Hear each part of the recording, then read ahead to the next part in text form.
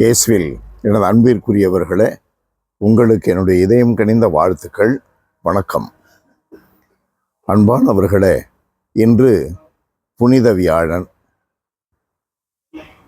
இந்த புனித வியாழனில் குருக்களை ஆண்டவர் இயேசு உருவாக்கினார் என்று நற்செய்தியிலே இருந்து நாம் தெரிந்து கொள்ளுகிறோம். இந்த அற்புதமான நாளில் இந்த குருக்கள் மக்களுக்கு நற்கருணை வழங்க வேண்டும். ஆண்டவர் இயேசு மக்களோடு எப்பொழுதும் இருக்கிறார் என்பதை நினைவுபடுத்துவதல்ல, நிஜப்படுத்த வேண்டும் என்று இதை என் நினைவாக செய்யுங்கள். தினந்தோறும் நினைத்து நினைத்து அதில் சுவைத்து ஆண்டவருடைய அன்பில் நிலைத்திருக்க ஆண்டவர் இயேசு கட்டளையிடுகிறார். கட்டளையிட்ட ஆண்டவர் இயேசு ஆண்டவரும் போதகருமாக இருக்கிற அவர் சீடர்களுடைய பாதங்களை கழுவினார். முடிவில் அவர் சொல்லுகிறார், ஆண்டவரும் போதகருமாகிய நான் உங்கள் பாதங்களை கழுவினேன் என்றால் நீங்களும் ஒருவர் மற்றவருடைய காலடிகளை கழுவ கடமைப்பட்டிருக்கிறீர்கள். நான் செய்தது போல நீங்களும் செய்யுமாறு நான் உங்களுக்கு முன்மாதிரி காட்டினேன் என்றார். அன்பானவர்களே, இந்த புனித வியாழனில் நமக்கு புதிய கட்டளையை தருகிறார், நற்கருணையை ஏற்படுத்துகிறார், குருத்துவத்தை உண்டாக்குகிறார். அற்புதமான 3 முத்திரை குத்திய ஆண்டவர் இயேசுவினுடைய நிகழ்வுகள்.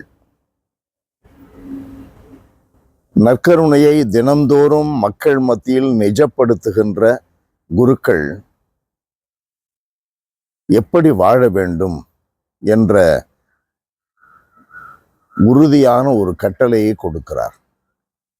ஆண்டவரும் போதகருமாகிய நான் உங்கள் பாதங்களை கழுவினேன் என்றால் நீங்களும் ஒருவருடைய பாதங்களை கழுவ வேண்டும். பேதுருவனுடைய முதல் கடிதம் 5வது அதிகாரம் 2வது வார்த்தை,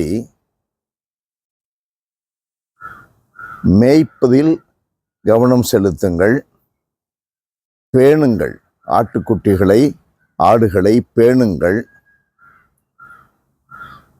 மிக ஓப்புடன் சேவை செய்யுங்கள், ஊதியத்திற்காக அல்ல, கட்டாயத்தினால் அல்ல, மகிழ்ச்சியோடு ஊழியம் செய்யுங்கள் என்று பேதுரு சொல்லுகிறார்.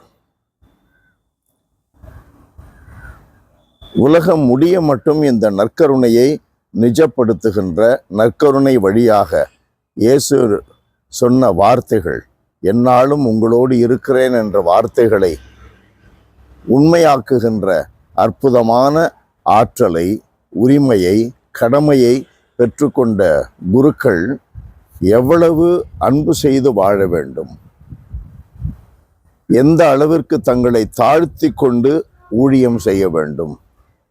அதிகாரத்தை பிடித்து கொள்வதல்ல, உரிமையை காப்பாற்றுவதாக அல்ல, ஊதியத்திற்காக என்று அல்ல, மாறாக தங்களை தாழ்த்தி கொண்டு ஆண்டவர் கொடுத்திருக்கிற கட்டளையை சிரமேற்கொண்டு அந்த தேர்ந்தெடுக்கப்பட்டதை மிகப்பெரிய பேராக உள்ளத்திலே ஏந்தி கொண்டு வாழ வேண்டும் என்று இயேசு கற்பிக்கிறார்.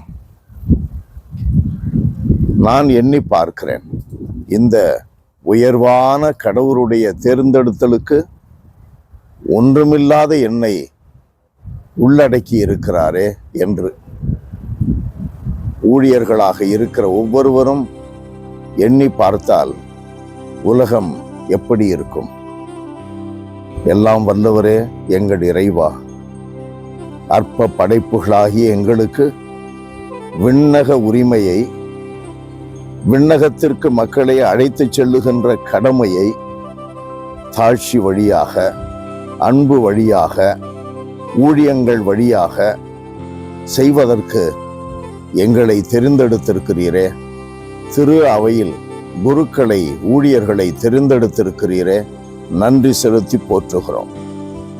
நீர் வைத்த மிக பெரிய ஆசைகள் ஒவ்வொரு ஊழியரிலும் நிறைவேறும்படி தூய ஆவியின் ஆற்றலால் இவர்கள் ஒவ்வொருவரையும் நிரப்புவீராக. இயேசுவின் நாமத்தில் ஜெபிக்கிறோம் பிதாவே. ஆமென், ஆமென்.